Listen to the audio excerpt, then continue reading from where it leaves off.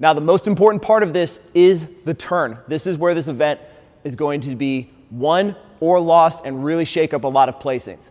What happens when you turn with the frame is it has a lot of momentum and it will pull you and twist you over if you don't do this correctly. So to be as efficient as possible, there are two ways to approach this turn. I will show you with the frame in just a second. The first is to walk your path and slow down about 5 to 8 feet or even 10 feet if you're moving really quick before the cone, and take a nice tight slow turn around the cone and back.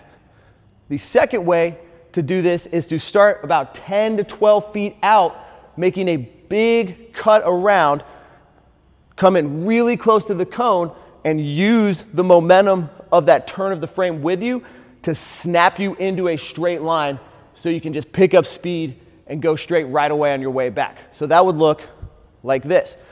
So again, about 10 to 12 feet out, I'm going to start cutting a little wide,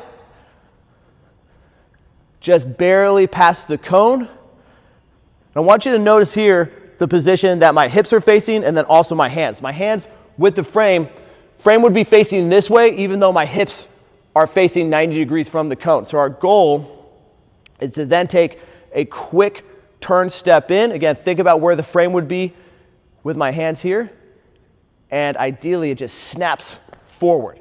It is going to turn with you. When there's weight on this frame, it has a lot of rotational force, but let's try to use that with us so we're not fighting against it.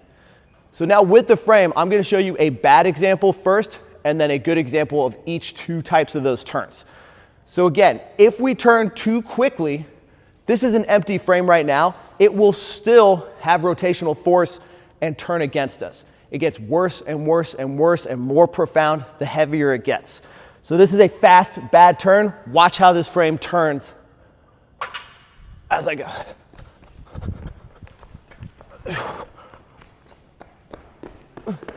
Okay? So obviously, if we're trying to go in a straight line, we don't want this frame to turn all the way with us. So now showing you example one of a slow turn. I'm going to pick up some speed.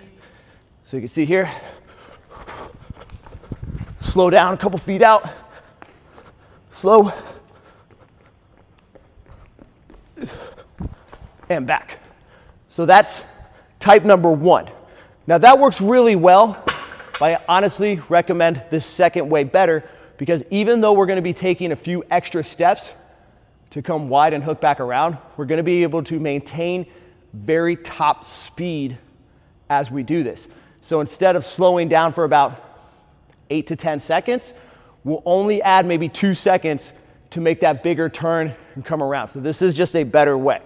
So again, maintaining speed, I'm going to start turning wide about 10 feet away from the cone, hook out, and then cut in tight to use the momentum and rotation of that frame to snap me right back into a straight line. About 10 feet out.